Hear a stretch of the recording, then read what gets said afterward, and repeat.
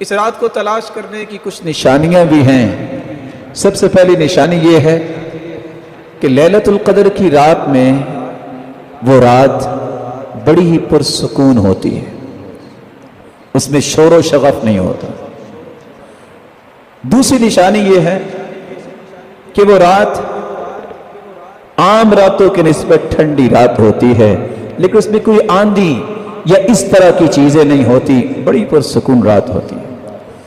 تیسری نشانی اس رات میں روشنیاں ہوتی ہیں، لیکن آج کل کے ماحول میں اس کا اندازہ میں اور آپ نہیں کر سکتے۔ جہاں بلب اور اس طرح کی چیزیں ہیں، وہ جگہ جہاں کوئی بھی لائٹ کا بندوبست نہیں، اس کا نظارہ وہاں کیا جا سکتا ہے کہ فرشتوں کے نزول کی وجہ سے اللہ ذوالجلال نے زمین پہ کیسی روشنی کی ہے۔ اس کی چوتھی نشانی یہ ہے، نہ یہ رات سخت گرمی میں بھی اتنی گرم نہیں ہوتی اور نہ ہی ٹھنڈی ہوتی ہے، طلقہ، بڑی کھلی فضا، جیسے انسان جاتا ہے تو کس طرح محسوس کرتا ہے، اسی طرح اللہ تعالیٰ نے اس رات کو رکھا ہے۔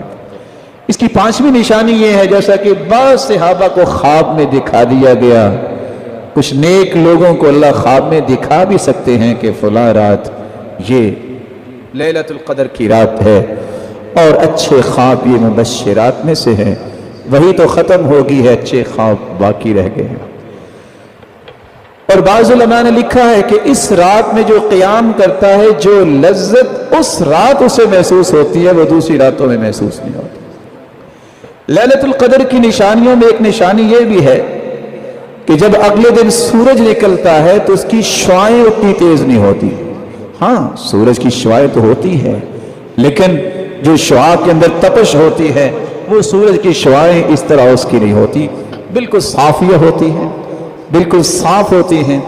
لیست کعادتها فی بقیۃ الایام، عام حالت میں اس طرح نہیں ہوتی۔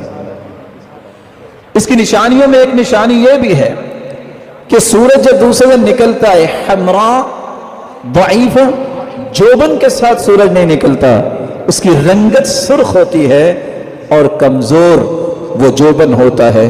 اس سے بھی پہچانا جا سکتا ہے کہ یہ رات لیلۃ القدر کی ہے جو اس سے پہلے گزر چکی ہے۔ اللہ ذوالجلال اس رات کی تلاش کی ہمیں توفیق عطا فرمائے۔